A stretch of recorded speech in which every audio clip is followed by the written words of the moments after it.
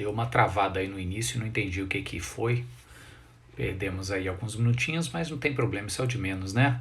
Sejam todos bem-vindos. Estou vendo aí o Felipe, Grande Zeca, Ana, Juliana, Roberto Jacinto, Natália. Sejam todos bem-vindos à nossa live, ao nosso estudo bíblico, ao nosso tempo de oração. Eu já tinha dito ali no primeiro vídeo que eu fiz, mas que acabou travando, nós vamos continuar a leitura da carta de Pedro.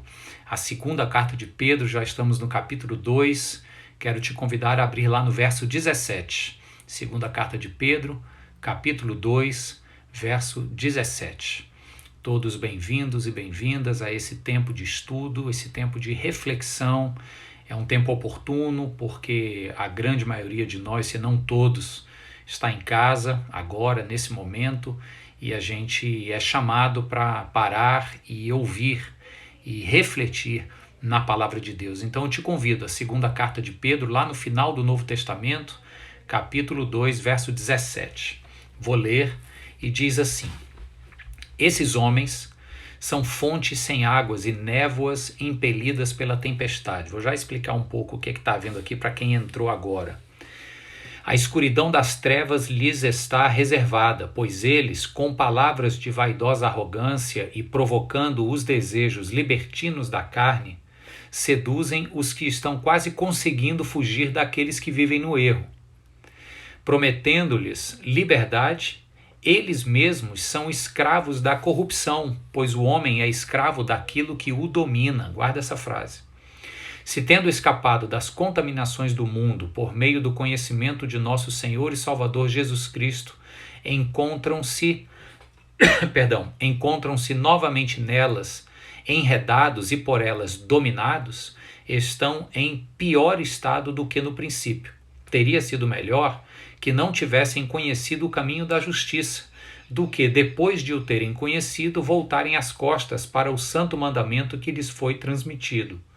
Confirma-se neles que é verdadeiro o provérbio: o cão volta ao seu vômito, e ainda a porca lavada volta a revolver-se na lama. Provérbios 26, verso 11.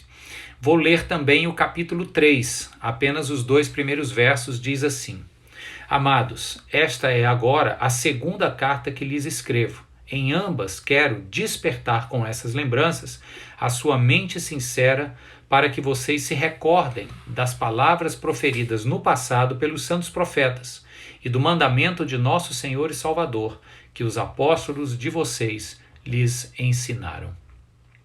Esse texto, ele finaliza um bloco da carta de Pedro e vai até esse início do capítulo 3, por isso que eu segui até lá. Vamos relembrar um pouquinho onde é que a gente está. Eu sempre gosto, no início do estudo, de relembrar de onde a gente parou no estudo passado. A gente falou sobre a necessidade de estarmos vigilantes, porque existe sim muito erro na interpretação, no ensino ou no mau ensino das Escrituras. A gente tem que estar lendo e mantendo a Bíblia sempre presente nas nossas mentes e na nossa forma de, através dela, da revelação de Deus, interpretar o mundo ao nosso redor. O texto bíblico lá de Pedro, na nossa live passada, colocou um contraste entre 2 personagens do Antigo Testamento e esses homens impiedosos, cujos desejos são impuros e que desprezam a autoridade. Eles contrastaram o Noé e o Ló, que viveram num tempo de muita impiedade, mas que se atormentavam com essa impiedade, se revoltavam como as pessoas seguiam suas próprias paixões e se distanciavam de Deus, e como Deus os honrou pela forma nobre e honrosa que eles se mantiveram. E contrasta eles com essa impiedade das pessoas do tempo de Pedro, que estavam desprezando a autoridade apostólica de Pedro. O verso 15 diz assim sobre elas, que elas abandonaram o caminho reto e se desviaram. Abandonaram o caminho reto e se desviaram. Então, esse é o povo contra quem Pedro está falando e fazendo uma grave e séria advertência para a igreja. E isso é importante porque eu gosto sempre de enfatizar. Na primeira carta de Pedro, a advertência é contra os perigos de fora, o Império Romano. Na segunda carta de Pedro, a advertência é contra esses perigos de dentro, gente que está lá dentro e que está desviando e ensinando caminhos errados para a comunidade.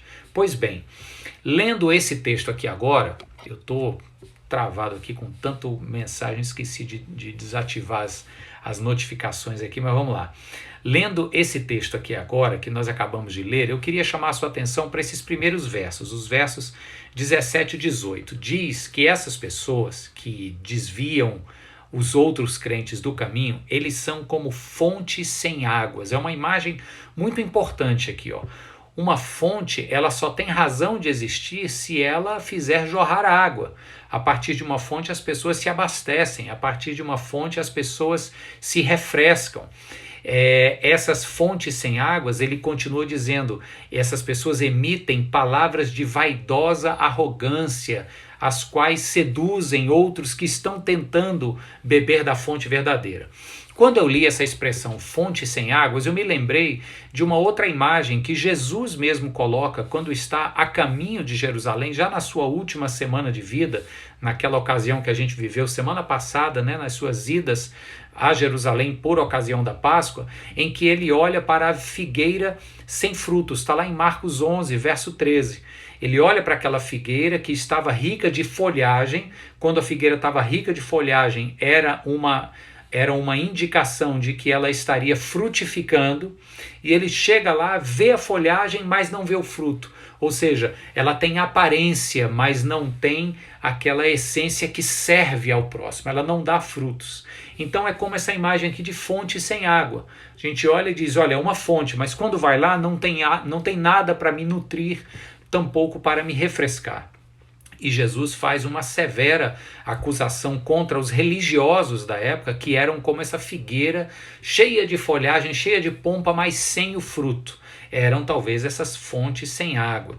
E eu me lembro ainda mais da carta do Apocalipse, quando o anjo de Deus está escrevendo à igreja de Laodiceia. Está lá no capítulo 3, as cartas às igrejas, especificamente nos versos 15 e 16, o endereçamento aí dessa carta é para a igreja de Laodiceia, aquela igreja que ele diz que ela é morna, ela não é nem quente nem fria. Diz assim, antes fosse quente ou fria, mas porque és morna estou a ponto de vomitar-te da minha boca.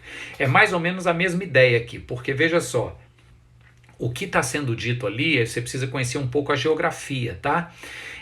A igreja de Laodiceia ficava meio que equidistante de duas outras grandes e importantes cidades da Ásia Menor.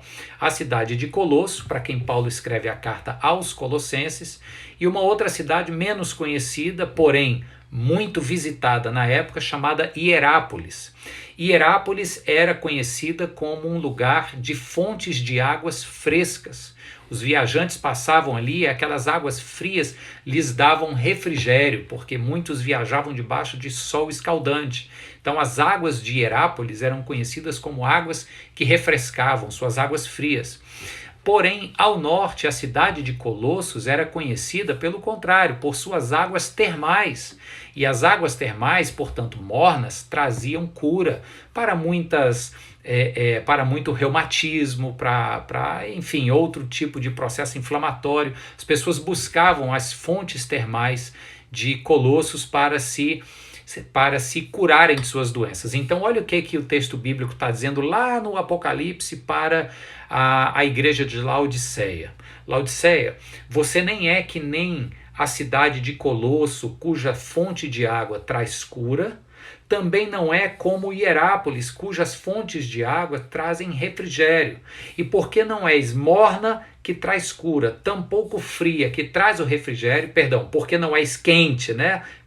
O termo aqui é importante, porque não és quente a ponto de trazer cura, e tampouco és fria a ponto de refrescar, esta sua mornidão não serve para nada. E aí o texto diz, estou a ponto de vomitar-te.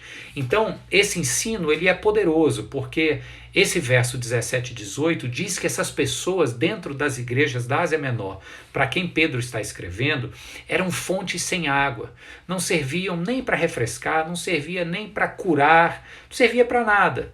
Então ele diz, por causa disso vocês são severamente reprovados, ok?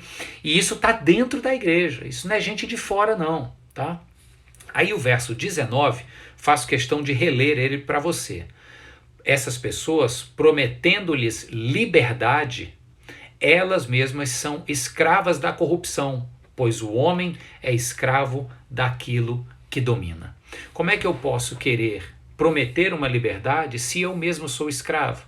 E esse é um princípio muito importante que o apóstolo Paulo vai falar também muito aos coríntios, quando ele diz que tudo é lícito, mas nem tudo convém, tudo me é lícito, mas eu não me deixarei dominar por nenhuma dessas coisas.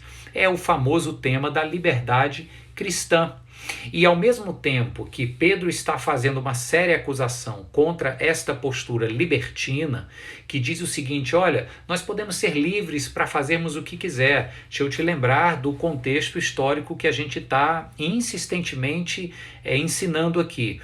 Por causa da filosofia do gnosticismo, as pessoas estavam confundindo a doutrina cristã com uma espécie de cristianismo gnóstico, que vem de gnose, conhecimento, que dizia o seguinte, quando eu alcanço um conhecimento elevado, eu posso desprezar a matéria porque eu já alcancei esta salvação a partir do conhecimento. Isso é o gnosticismo, uma das interpretações, né? E uma das implicações, melhor dizendo. Então, se eu posso desprezar a matéria, eu posso me entregar a qualquer tipo de licenciosidade, impureza e devassidão moral. Então, o que Pedro está falando aqui é o seguinte, olha, essa turma está prometendo uma liberdade, como quem diz assim, pode fazer o que quiser. Só que eles não sabem ou não se dão conta de que são escravos desta própria licenciosidade do corpo. Então, ele insiste aqui no verso 19, o homem é escravo daquilo que o domina. Não é a frase, eu posso fazer o que quiser. A frase mais honesta seria, eu não posso deixar de fazer aquelas coisas que eu gosto muito. Ou seja, denunciando a forma como você é dominado por essas coisas. Sabe, gente que diz assim, eu já ouvi isso muitas vezes, né? Não, eu não vou ser religioso, eu não vou para a sua igreja porque eu vou ter que abrir mão de uma série de coisas que eu não quero abrir. Veja bem, Jesus nunca disse isso. A gente acaba abrindo mão por entender que algumas coisas que a gente gostava muito e achava que não podia ou não queria abrir mão delas, estavam na verdade nos fazendo mal, porque éramos dominados por ela. Mas a gente não precisa abrir mão por causa de um senso proibitivo. Paulo diz, tudo é lícito, mas Deus me dá o discernimento e a capacidade de avaliar quais dessas coisas para as quais sim existe uma permissão, mas qual dessas coisas que me são permitidas vão me trazer prejuízo, vão me afastar de um propósito maior de vida. Então é isso que Pedro está dizendo. Só que o que eu quero lhe chamar a atenção é que Pedro está falando isso para uma esfera da comunidade que ainda era presa à licenciosidade e às paixões de suas próprias carnes, tá? Só que Jesus faz uma denúncia igualmente contundente, não para os impuros de fora, mas para os religiosos de dentro. É o que está lá no texto de Mateus, capítulo 23, verso 4, quando Jesus condena a mesma incoerência de vida dos fariseus. Esses impuros aqui, esses devassos da igreja que Pedro está doutrinando com a sua carta, eles queriam vivenciar uma liberdade moral, mas sem se perceberem totalmente dominados e oprimidos. Agora, Jesus vai denunciar a mesma incoerência dos religiosos, quando ele diz aqui em Mateus 23, 4 o seguinte, eles, os religiosos, atam fardos pesados e os colocam sobre os ombros dos homens, fardos da religião, mas eles mesmos não estão dispostos a levantar um só dedo para movê-los. Percebe? Uma incoerência de vida. Eles dizem que um caminho de obediência irrestrita à lei é o caminho certo, mas eles próprios abrem muitas exceções para si mesmos.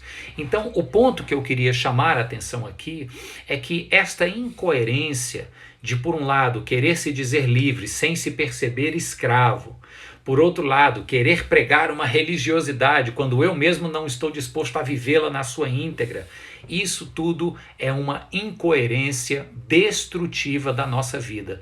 E é sobre isso que Pedro está falando. Cuidado com aquilo que você ensina, porque você precisa viver por aquilo. Cuidado com aquilo que estão querendo lhe ensinar e preste atenção na vida de quem está lhe ensinando para ver se aquilo primeiro faz sentido para ele mesmo. Então Pedro está chamando esta comunidade a ser uma comunidade madura, a prestar atenção em seus líderes, e eu falo isso colocando a minha cara em jogo, né? Colocando a minha mão à palmatória aqui. Presta atenção não só no que lhe está sendo ensinado, mas em quem está lhe ensinando. Precisa haver coerência.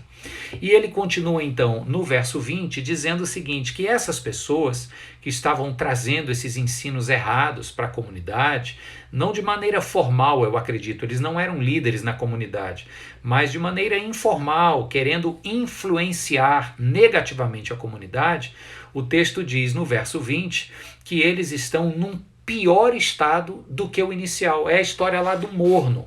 O morno era pior do que o frio ou o quente. Eles estão num pior estado por quê? Porque tendo conhecido o Salvador, o Senhor Jesus, estão novamente enredados pelas contaminações do mundo. Enredados, ou seja, esses valores negativos e perniciosos voltaram a fazer parte do enredo de suas vidas, enredados, né? Eles estão em pior estado, e aí ele cita lá Provérbios 27, quando ele fala, são comparados ao cão que volta para lamber o próprio vômito. E aqui, gente, a teologia considera duas possibilidades. Existe uma possibilidade de gente que diz assim, eles fizeram parte da salvação em Cristo, mas se desviaram e perderam esta salvação. Essa não é muito a linha doutrinária que nós seguimos na Igreja Presbiteriana ou, em um contexto maior, a doutrina de fé reformada não considera essa possibilidade de perder a salvação. O que uma outra corrente teológica defende, e é a que eu sou mais favorável a aceitar, é dizendo que essas pessoas que estiveram debaixo de um conhecimento de Cristo, eles não souberam ou não fizeram a transposição deste conhecimento intelectual para um conhecimento prático de vida. Em outras palavras, talvez foram pessoas que em algum momento disseram, sim, faz sentido, acho que eu vou seguir esse caminho, mas nunca se entregaram de coração. Então, por isso se desviaram, voltaram para lamber o próprio vômito, né? Uma imagem feia, que traz nojo, mas muito, muito forte. Pedro traz esse provérbio, capítulo 27, para mostrar que essas pessoas de fato nunca conheceram, porque uma vez que se conhece o amor de Cristo, não se consegue mais fugir dele ou viver longe dele. O Kleber Lucas canta uma música a respeito disso, muito bonita, por sinal. Eu não lembro a letra, senão eu cantava aqui, mas eu sei que ele fala disso, né? É impossível, é impossível. Então, quando ele está falando aqui no verso 20 sobre essa imagem feia do cachorro que lambe o próprio vômito, provavelmente é desse tipo de gente que chegou ali na igreja, que gostou da mensagem, mas nunca se entregou de coração. Talvez foram pessoas que sempre quiseram ver onde é que o evangelho poderia lhes beneficiar. Eles não estavam a fim de renunciar nada, não estavam a fim de entregar nada, eles estavam a fim de resolver seus próprios problemas. E isso é muito presente nos nossos dias. Isso é muito comum nessa mentalidade consumista, pessoas que chegam no ambiente da fé sem uma disposição de renunciar, de se entregar e de mudar de vida, mas apenas com um desejo egoísta e totalmente rendido à cultura atual de consumo e de satisfação individual, de ver onde é que aquilo vai poder lhe beneficiar. Não é à toa que no primeiro aperto, na primeira dificuldade, as pessoas dão um passo para trás e dizem, não, me dei mal, não achei o que eu queria aqui. Então Pedro está dizendo, olha, gente que entrou e que teve contato com a caminhada cristã, com a palavra de Deus, com os ensinamentos, mas nunca se entregou e saiu e agora está seduzindo gente a pensar diferente, esse povo é que nem um cachorro que volta para lamber o mesmo vômito.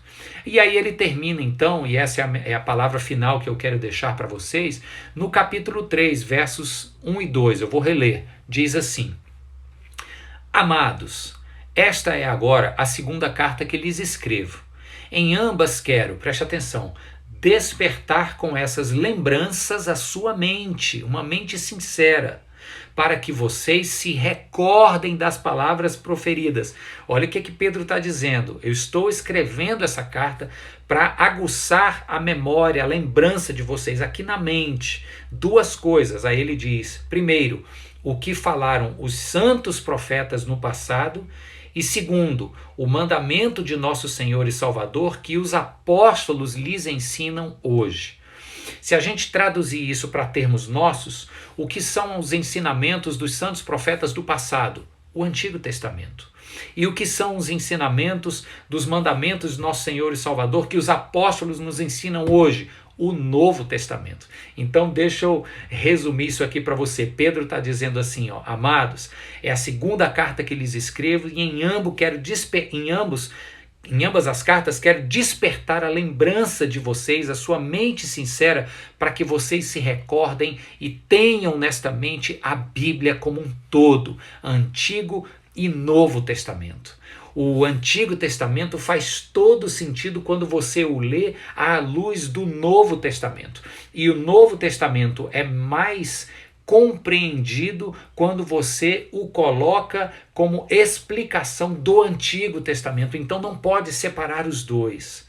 Pedro está dizendo o seguinte, se tem alguma coisa que vai ocupar a mente, a lembrança de vocês, é a palavra de Deus. Agarrem-se a ela, façam dela este par de lentes através dos quais vocês enxergam o mundo, vocês interpretam a vida. Então nós estamos, queridos, nesses tempos de pandemia, de corona, e tanta coisa tem sido dito, tanto conteúdo tem chegado até você, tudo precisa ser filtrado, compreendido a partir das lentes da palavra de Deus, Antigo e Novo Testamento.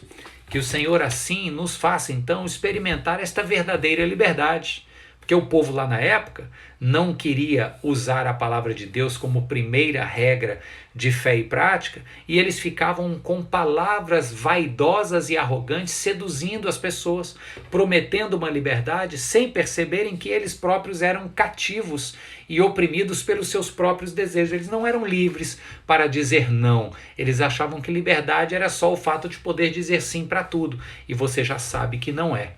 Então vamos nos apegar à palavra do Senhor. Vamos nos lembrar que a religiosidade pode também nos colocar nas mesmas armadilhas que esta licenciosidade libertina da época da igreja de Pedro também estava colocando, armadilhas de desvio para as pessoas. Então a palavra de Deus é que nos livra deste olhar libertino que confunde liberdade com licenciosidade e deste olhar religioso que confunde a vida com Deus apenas com o segmento de regras e de podes e não podes. Vamos ficar com a palavra de Deus. Vamos fazer com que nossas vidas sejam como uma figueira frutífera, que quando está cheia de folhagem, melhor dizendo, pode também frutificar. Vamos fazer com que nossas vidas sejam essas fontes de águas quentes que trazem cura ou fontes de águas frias que trazem refrigério. Vamos recusar todo tipo de mornidão que só tem palavra, mas que não tem repercussão prática na vida de ninguém. Que o Senhor nos use nesses tempos difíceis como verdadeiros discípulos e discípulas do Deus verdadeiro, para que possamos, nas nossas palavras aqui na internet, em mensagens, em ligações ou em ações práticas, que possamos ser instrumentos dele para o bem do mundo, para o bem daqueles que nos cercam. Amém, queridos? Que Deus o abençoe, que Deus te abençoe ricamente e até o nosso próximo encontro na sexta-feira, onde nós vamos finalizar a segunda carta de Pedro e aí propor o segmento temático das nossas lives. Vamos orar agora? Te convido então a fechar os seus olhos e junto comigo interceder. Pai querido, nosso coração se enche desse desejo de conhecer mais a Tua palavra, porque nós temos visto de maneira tão insistente como nós não podemos abrir mão dela, meu Deus, para absorver e discernir tanta informação que tem nos chegado, tanto conteúdo. Nós queremos ter um olhar, meu Deus, bíblico sobre todas as coisas. Queremos ter um coração que descansa em paz, não porque nega a realidade alarmante dos fatos, mas porque sabe que mesmo no meio de qualquer pandemia, é o Senhor quem nos faz caminhar por águas turbulentas e nos faz fazer esta caminhada com fé e com atitude abençoadora para com o próximo.